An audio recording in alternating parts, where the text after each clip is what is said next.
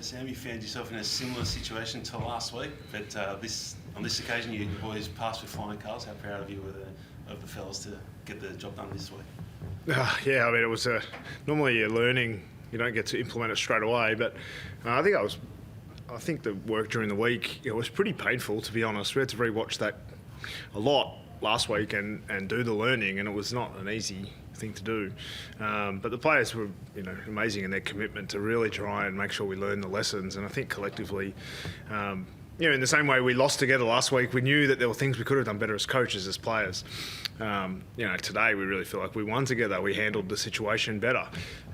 Still work in progress. I still looked at parts of that game and thought, we let them get well and truly on top, and some of their kicking probably kept us in it for different periods. But I thought collectively we handled the emotion of the game, but also the momentum of the game in a pretty positive way for the majority of it. How important a win is this for the build of your team, considering what you're coming off through last week and just everything you were speaking about there?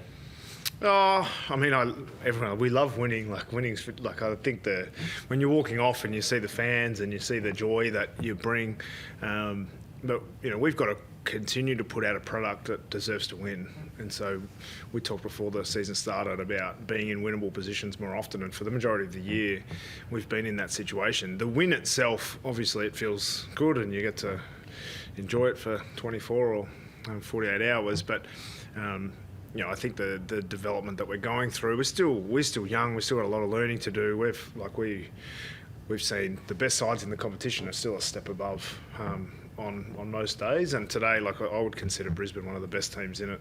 I think they're fantastic. They've been top four for as long as anyone cares to remember. And so when we can match it with a side like that, it gives us belief. But that belief has been building over a period of time, and we know that we have to work really hard to be in those positions, and we did that today. What is about the Lions? You've beaten them 5 times in a row now, 3 under your coaching. I'm not sure. It might be a bit of an outlier. But I think, we know that they're a good side. We've got an enormous amount of respect for the way that they go about it, for them as a club to be so consistently up. I think when you're a side like Brisbane, who have been at the top for a long time, everyone knows how they play. Everyone scouts them heavily. We're no different. I look at their game style, look at their players. You know that in key moments they're going to be able to stand up, and I thought they had a couple of players that were enormous today that we didn't really have answers for at different times, but fortunately we took our chances today, and in a couple of games this year we haven't been able to do that. But some of our goal kicking was really important today, which has let us down at different times. So taking your chances against the best is important, and that was a part of it today. Sam, you spent the last quarter coaching from the bench. Was that a plan earlier in the week, or something you made a decision at 3/4 time to do? No, it's just 3/4 time, actually. I was speaking to the footy manager, Rob McCartney, and he thought that it was probably going to be a game that was, if we could control the energy of the game and the attitude of the game, then that would be more important than any technical or tactical moves that we were going to make. So when we have those decisions, I think, because he was in the coach's box as well, he thinks it was better when I wasn't there. But I think when you got to 3/4 time and you knew we'd been in this position before, the best case scenario is we continue to play the right way and we give ourselves chances to score.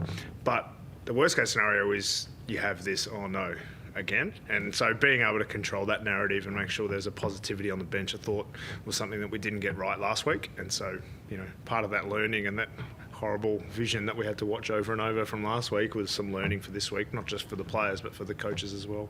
Is it in a way, is it good to in such a quick time span, you've been able to sort of exercise those demons to an extent? Like, as you said earlier, you've given it a chance straight away, like 7 days later, to prove, yes, we can win in those situations. Yeah, I'm not sure if this will be a popular answer, but the demons we don't feel the demons on the inside. Like, people normally when I run into people in the street or you're talking to media, etc., by the sort of Thursday, everyone's talking about the next game. This week, even today, people are still talking about last week, but we don't like that on the inside. We'd closed the book on last week by Tuesday afternoon. And so by Tuesday afternoon, we'd been through the learning. We knew what we had to do better. We had some training after that, and we had preparation for Brisbane. So the book is closed well and truly 4 or 5 days earlier. So I think one of the questions I got pre-game was, the demons from last week, and I didn't, if you actually have to think about who it was that we played in that moment. So I think football clubs are very good at moving on. Tell us about the Jack Gunston role, because it looked like you had a really specific role in mind. Paris Andrews, particularly in the first half, ends up kicking 4 goals as well. Yeah, I mean, we've had trouble. Harris Andrews is, one of the premier defenders in the competition. He owns the air. We knew that we were going to be potentially a bit undersized and a bit, certainly less experienced in the air. So if we were able to curtail him a little bit, he's been one of my personal favourite players for, probably 8 years. So I think knowing that he's going to be a significant threat for them, and if we could help to nullify it with the smarts that Jack brings, then we thought that might be able to help us. And I mean, it's really a bonus that he hits the scoreboard. I think he knows that his role is really important in helping everyone else. And if he can kick some goals, that obviously is fantastic. But he really helps the structure of the team. And 249 for him, so it'll be a big week for Jack coming up. In terms of the forwards, Sam, obviously we know Mitch Lewis is going to be out for a while. Jack Gunston kicks forward today. What have you made of the partnership between Marby Ochol and also Cal Chenier? They kick 5 together. They've got the defensive aspect. They launch for marks. How pleasing is it to see that forward contingent starting to work? Yeah, I think if you look at our forward line on paper before the season started, almost half the team was new. And now, obviously, got Hardwick wasn't there last year. The guys you mentioned, plus Guinea, they're all sort of new faces. And so I think Adrian Hickmott has worked really hard for a long period of time with those guys to get the forward chemistry right. And it's still not perfect, but I think we look a bit more. We look very organised in front of the ball, and it's not often they're taking uncontested marks from our kicks, which is. One of his pet hates. So I think making sure that we continue to work on our chemistry in the front half is important. I thought we struggled with it in the early part of today, but it improved. And when we took our chances goal kicking wise, it obviously makes you look a bit better on paper as well. You spoke about Ginnivan that last quarter. Ginnivan, Dylan Moore and also Connor McDonald seemed to get on their bike and bring lots of enthusiasm and energy. How great is it to see that trio being able to bring that in most weeks? Yeah, I think those guys are the sparks of the sort of front half. They love to, without Wiz this week as well. I think they were the ones who really brought the energy and enthusiasm to the side. And I think when they do that, that's so contagious. They got those big friendly smiles, and the fans start to get around them and stuff. But they do it with work rate and with intensity, not just with talk. So as long as they produce both of those things, then I think let them explore as much energy as they can possibly put. Because we thought that the more energy in that game, the more it would suit us. Did Jack get himself up for this one against his old club? And it seemed like produced probably his season best performance today against his old club. I haven't spoken to him about it. We obviously picked his brain a bit about some things that Brisbane would do, if the game was on their terms or not on their terms. And I think.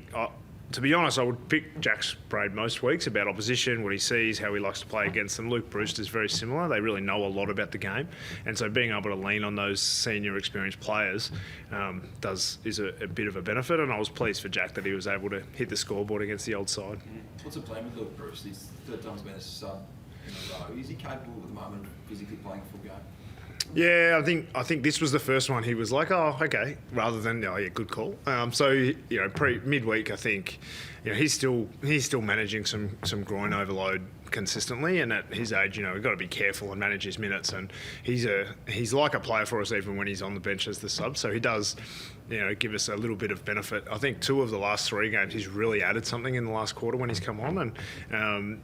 I think we need to continue to manage his minutes. Whether he could definitely play a full game, but it certainly doesn't hurt him, and he's not like, oh damn, he's not too disappointed, because I think he knows that he's still managing some groin overload. Just wanted to ask you, it was obviously a dicey start to the season. You were 0-5. It was pretty, discouraging performance. But in the last 6 weeks, has this served as sort of like, reaffirmation to yourself and the group that you are on the right track, like after that shaky start to the year? Yeah, I think probably the last 2 years we've started the season, fairly poorly. And I think once we went back to basics of the game, so when we played we're playing a reasonably basic style, I would say, and that seems to be really suiting our players. They're bringing energy, they're bringing enthusiasm, they're bringing a lot of pressure. And when our pressure's up, we seem to be able to keep it with most teams. Obviously, the outlier in the recent, Sydney, where they gave us a fair touch-up. But looking at their form line since, it makes you feel a bit better. But I would love to have that game again to see, how far off a team like Sydney we are. But I think the way we've been playing probably for the last month or so, I don't think there's any doubt from our playing group and staff that we're on the right track. But we need to continue to hold ourselves to a high enough standard to win enough games to be to be competitive with the best when it comes to our time for finals and to have premiership success, which is what this club is built for.